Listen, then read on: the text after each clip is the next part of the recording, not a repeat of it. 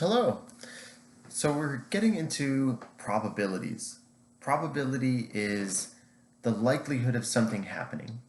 Probabilities have a bunch of rules. It's important to understand those rules to be able to work with probabilities. One of the most important things to keep in mind is a probability is a number between 0 and 1, where 0 means something is never going to happen.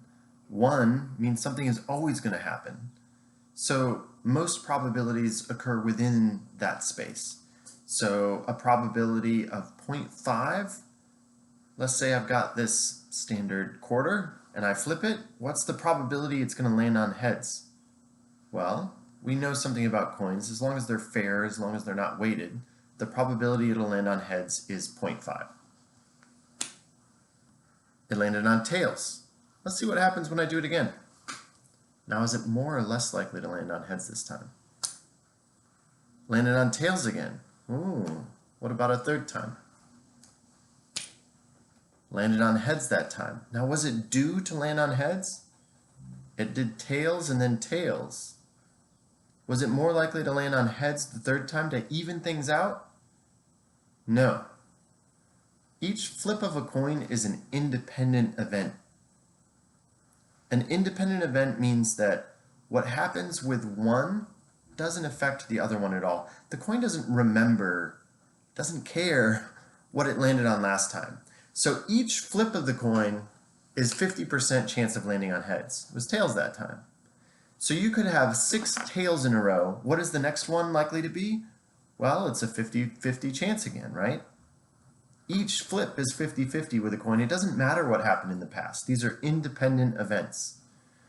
So we often see that with something like people having children.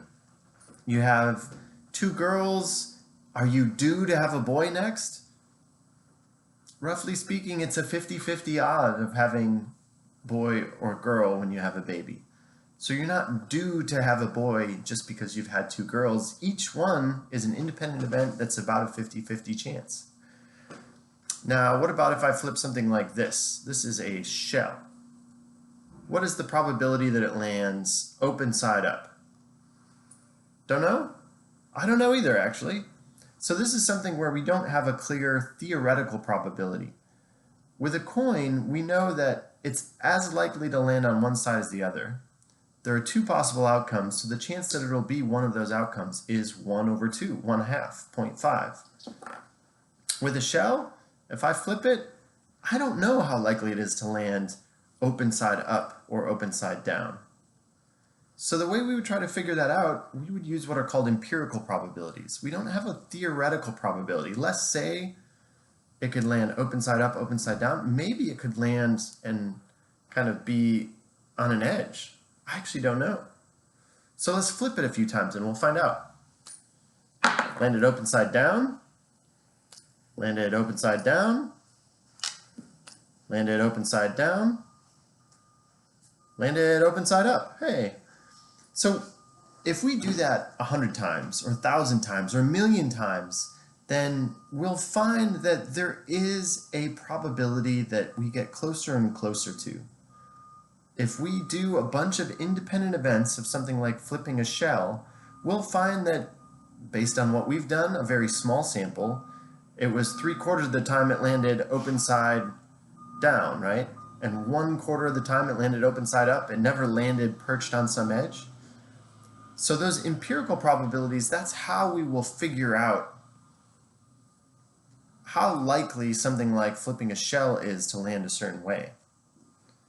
And so some things we know, if we've got a coin, it's 50-50. Some things we don't know, so we kind of have to find out. We experiment, we test, right?